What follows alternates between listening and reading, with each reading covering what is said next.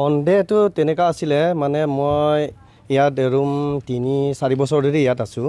আগত আমি দাদাহঁতৰ ফেমিলিৰ লগত একে থাকে, কিন্তু এই বছৰৰ পৰা মই অকলে থকা হয় বেছি। তাৰপিছত মোৰ ঘৰ মানে ডিফুত আছিলে, তাৰপিছত ইয়াতে ৰুম ইয়াতে কিবা প্ৰাইভেট জব কৰাৰ কাৰণে ইয়াতে ৰুম থাকোঁ।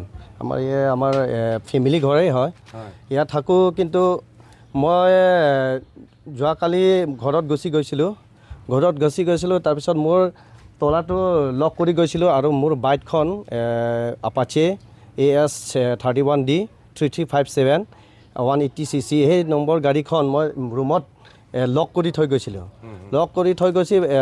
বাহিৰত আৰু এফালে ৰুমতো তলা মাৰা আছিলে।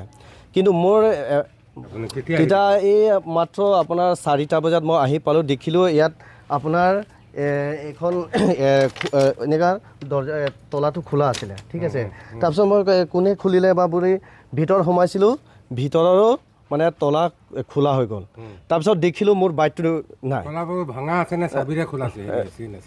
চিনটো ভাঙা নিচিনা দেখিছোঁ। কিন্তু এই ফাৰতো আমি তলা লগা নাই, কিন্তু কিবা দি বান্ধি থৈছিলে শিকৰি দি।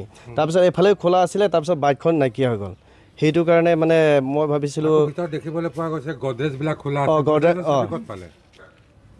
গডৰেজৰ চাবি ক'ত পালে সিহঁতে?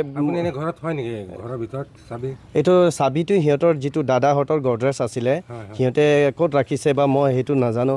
মানে গডৰেজটো মই এইফালে সিহঁতৰ দাদাহঁতৰ ৰুম আছিলে, তেতিয়া মোৰ ৰুমটো এইফালে আছিলে। মোৰ ৱাৰ্ড্ৰবত আছিলে, মানে মোৰ কাপোৰ ভিতৰতেই বাইকত চাবিটো ৰাখে। ইমান দিনে মই ঘৰত গৈ থাকোঁ, কিন্তু সেইটো সময়তো মোৰ বাইকত চাবিটো ভিতৰত ৰাখে। কিন্তু ইমান দিনে হোৱা নাই, কিন্তু ৰাতি কেনেকৈ বা হৈ গ'ল সেইটো মানে চুৰি লৈ গ'ল। তাকে এতিয়া মই দাদাক সুধিলোঁ, ইয়াতে আমাৰ সুধিলোঁ, সিহঁতে গম পোৱা নাই। তেতিয়া কোনে গম পোৱা নাই, তেনেকুৱাতো সন্দেহটো নাই। কিন্তু নাহে, মই ইমান এটা বৰ্তমান ইমানটো চোৱা চিতা কৰিব পৰা নাই। কাৰণ কি মই দুখত আছিলোঁ, মোৰ বাইক হেৰুৱাৰ কাৰণে মই এইফালে দৌৰা দৌৰি কৰিছিলোঁ।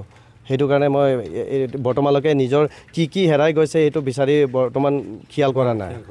বৰ্তমান বাইকৰ কাৰণেহে মানে বেছি গুৰুত্ব দিছোঁ। আৰু মানে আৰক্ষী প্ৰশাসনত মই গৈছিলোঁ, কিন্তু OC ছাৰ বৰ্তমান আনাম টেপলাঙৰ পৰা আহি আছে, কিন্তু মই বৰ্তমানলৈকে FIR দিব পৰা হোৱা নাই। এতিয়া গৈ পেলাইহে মই FIRটো দি আহিম।